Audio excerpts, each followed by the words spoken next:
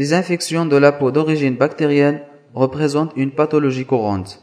C'est en effet le motif le plus fréquent des consultations de dermatologie et de nombreuses autres spécialités médicales ou paramédicales sont concernées par ce problème. Depuis plusieurs années, ce sujet trouve un regain d'actualité.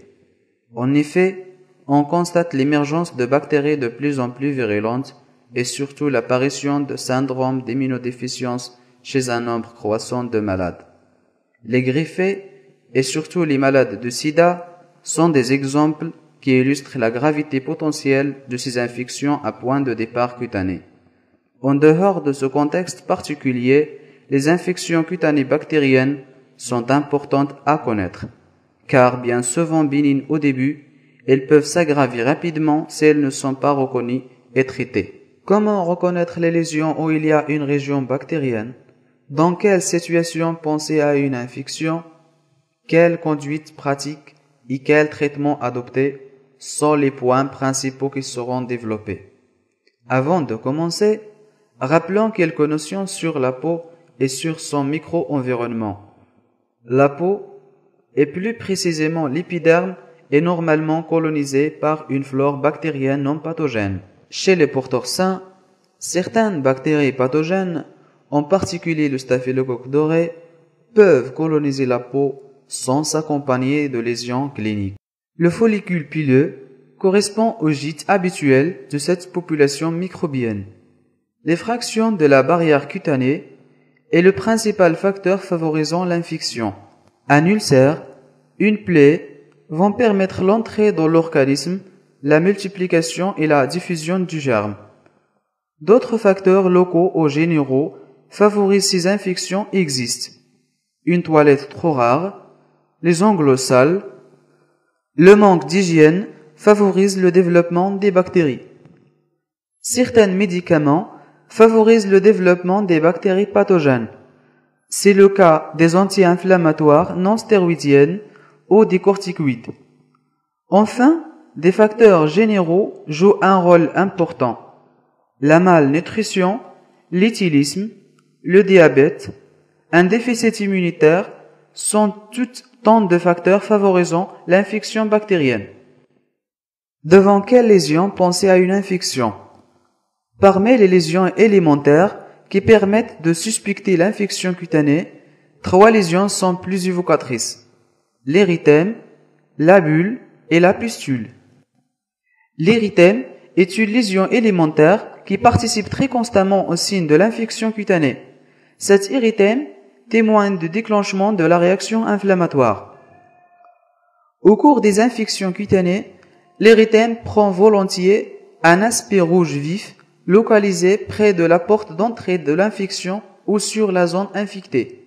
Cet érythème aigu, souvent accompagné d'édème, ne doit pas faire penser à une simple réaction d'allergie, mais sa présence doit d'emblée évoquer un processus infectieux.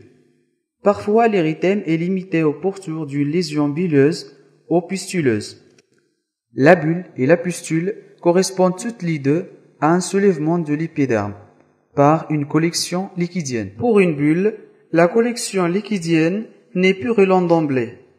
Les polynucléaires qui infiltrent l'épiderme envahissent secondairement la bulle sous l'action de facteurs chimiotactiques. Quand la lésion est récente, le diagnostic est facile.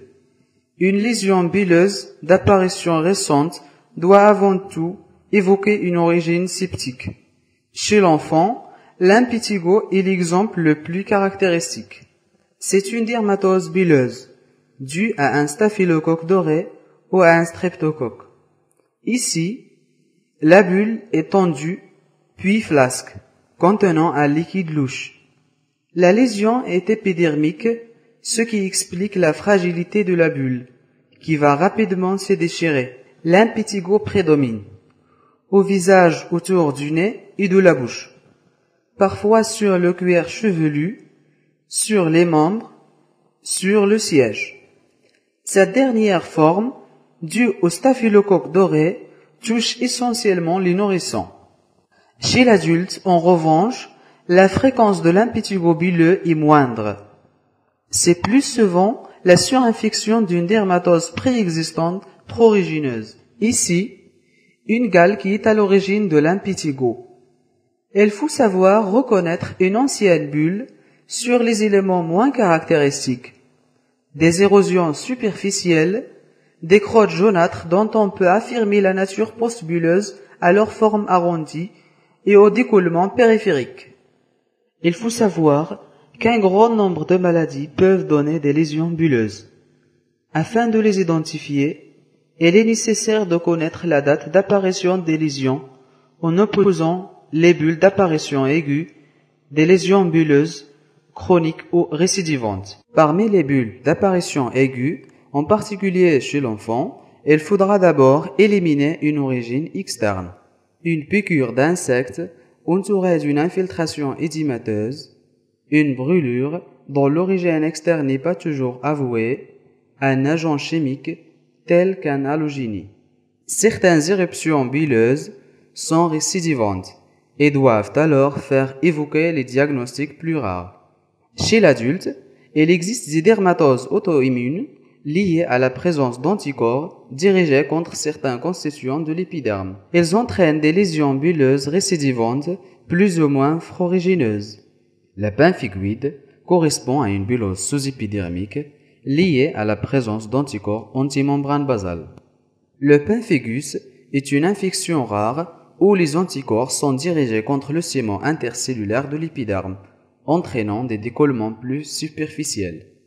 D'autres infections rares, comme l'épidermolyse bulleuse congénitale, sont responsables des lésions bulleuses.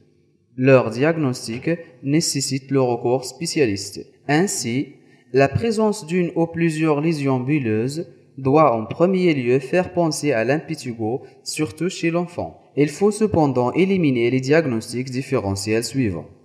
Une origine externe pour une bulle aiguë, une maladie auto-immune pour des bulles chroniques. Le prélèvement bactériologique, sur lequel nous reviendrons, est l'élément indispensable pour conduire au diagnostic.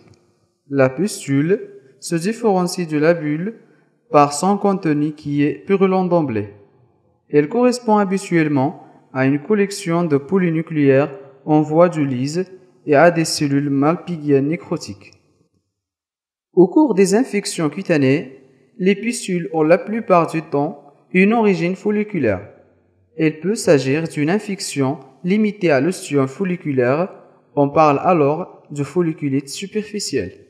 Cliniquement, on observe une papule péripillaire qui évolue en quelques heures vers une pustulette entourée d'un halo érythémateux.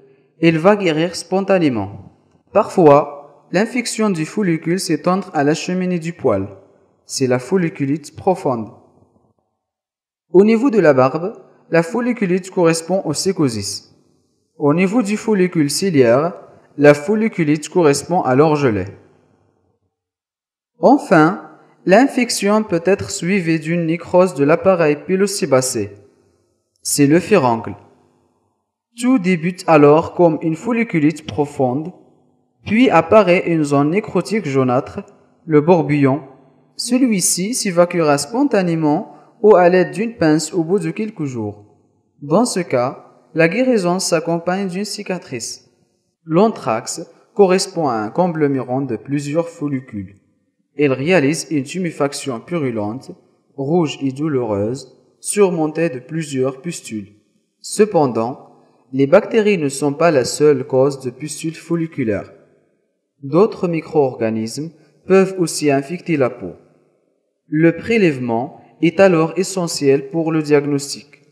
Cette mycose est à l'origine des folliculites. Les virus des groupes herpès donnent des vésicules qui évoluent rapidement vers la pustule. Le diagnostic est souvent très difficile. C'est le cas des infections herpès virus chez l'enfant atopique qui peuvent prendre le masque d'une infection microbienne. Les pustules peuvent avoir une origine qui n'est pas directement liée à l'infection. C'est le cas de l'acné où l'inflammation est à l'origine de la lésion. Ce n'est donc pas à proprement parler une infection cutanée. L'acné est une dermatose fréquente qui correspond à une obstruction des canaux excréteurs des glandes sébacées du visage et du dos. Il existe deux formes d'acné. Les acnés inflammatoires faites de papules et de pustules touchent le visage, le dos, le décolleté. Ces pustules ne doivent pas être confondues avec une folliculite bactérienne. Il existe par ailleurs des acnés non inflammatoires faites de comedons et de microkystes. Enfin, si la majorité de pustules ont une origine microbienne, certaines pustules sont stériles. Elles sont dites amicrobiennes. Au niveau des pommes et des plantes, le psoriasis pustuleux correspond à un sommet de pustulites stériles évoluant par poussée. Les pustuloses généralisées ont été signalées dans le cadre des toxidermies, à la suite de prises d'antibiotiques ou après un contact avec des mercures. Il s'agit d'affections peu fréquentes qui peuvent s'accompagner de symptômes systémiques graves. La déshydrose palmoplantaire constitue une pathologie distincte. C'est une dermatose vésiculeuse proche de l'eczéma. Mais la surinfection est responsable d'une pustulose avec lichen purulente. En résumé, la pustule évoque principalement une folliculite ou un furoncle. Devant une pustule, il faut penser au diagnostic différentiel classique. Mycose et virus, acné, pustulose amicrobienne. D'autres lésions élémentaires, parfois secondaires aux lésions précédentes, sont moins caractéristiques, ne doivent cependant évoquer l'infection. L'ectyma est une ulcération nécrosante recouverte d'une épiscrote noirâtre et entourée d'un halo inflammatoire. L'ectyma survient surtout sur les membres inférieurs. Elle est favorisée par des troubles trophiques locaux. La crotte représente simplement la coagulation d'un exsudat à la surface de la peau. C'est une lésion non spécifique dont les origines peuvent être multiples, vésicule ou encore eczéma. Trois lésions évoquent principalement une infection cutanée bactérienne, une bulle, une pustule et un érythème. Dans quelle situation penser à une infection? Un gros doigt rouge doit évoquer une infection et tout d'abord un panari. Le panari correspond à l'infection par le staphylocoque doré des éléments constitutifs d'un doigt.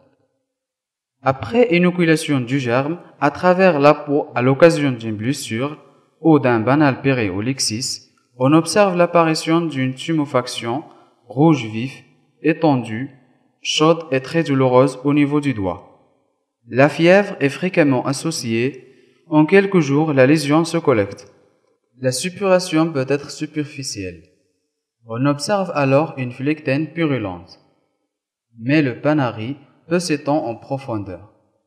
Elle peut alors se compliquer en donnant une osteiite, une arthrite, un phlegmon d'Iquin avec ses quelques fonctionnels ultérieurs. Toutes les infections du doigt ne sont pas d'origine bactérienne. Le prélèvement est alors essentiel au diagnostic. L'herpès digital correspond à un bouquet de vésicules ou pustules reposant sur une base inflammatoire. La notion de récidive est un élément d'orientation en faveur de l'herpès. Le périonnexis d'origine candidosique est une infection du repli sosongial. On observe un bourrelet rouge et sucré du sous-repli. La grosse jambe rouge est une deuxième situation qui évoque l'infection. Les infections en cause sont alors les cellulites aiguës. Ce sont des infections extensives des tissus sous-cutanés dont l'érysipèle est l'exemple le plus caractéristique. Elles font très souvent suite à une lésion cutanée comme un ulcère de jambe ou un intertrigo qui réalise la porte d'entrée. Elles touchent habituellement l'adulte et sont favorisées par un terrain particulier, diabète, troubles de la circulation veineuse. Le streptocoque est souvent le germe en cause. La plupart des cellulites sont médicales, c'est-à-dire qu'elles se limitent aux tissus sous-cutanés et ne nécessitent pas d'intervention chirurgicale. Cependant, l'évolution rapide vers la nécrose, phénomène heureusement rare, doit évoquer une fasciite qui représente alors une véritable urgence chirurgicale. La grosse jambe rouge aiguë s'accompagne de signes généraux, fièvre, malaise, état général altéré.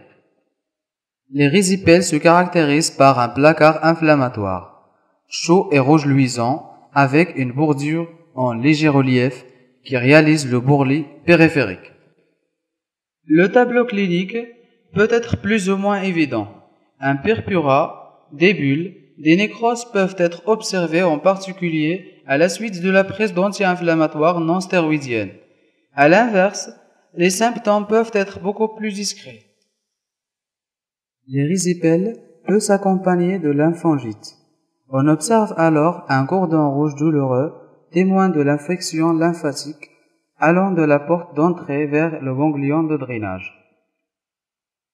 Les résipelles peuvent se situer plus rarement au visage, mais la grosse jambe inflammatoire n'est pas toujours d'origine infectieuse. La phlébite représente le diagnostic différentiel classique. Les signes infectieux sont ici plus modérés, mais il faut savoir que la phlébite complexe souvent les résipelles et que les deux affections sont souvent associées. Les cellulites sont le plus souvent localisées aux membres inférieurs. D'autres localisations plus rares existent: visage, organes génitaux, membres supérieurs. Les complications de ces infections. L'extension est le risque majeur. Une infection superficielle peut se disséminer en profondeur. Par exemple, l'impétigo peut donner un abcès ou une lymphangite. La sécrétion de toxines par certaines bactéries peut, par un mécanisme indirect, provoquer des lésions locales ou générales. Chez l'enfant, par exemple, la toxine exfoliant du staphylocoque doré peut cliver l'épiderme, ce qui donne cet aspect d'enfant ébouillanté.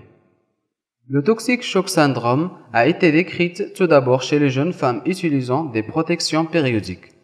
Ce tableau clinique, associant rage cutanée et hypotension, est également lié à la sécrétion d'une toxine microbienne. Des complications tardives peuvent survenir. Une glomérulonéphrite aiguë peut apparaître plusieurs semaines après toute streptococcie, qu'elle soit locale comme l'impétigo ou plus étendue comme les résipelles.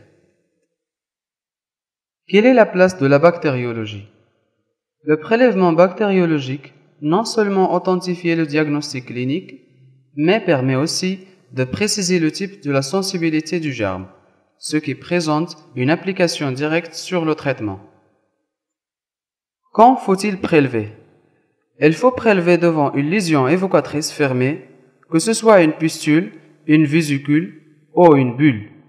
En effet, la présence d'une flore microbienne constante sur la peau enlève toute valeur à un prélèvement effectué sur une lésion rompue.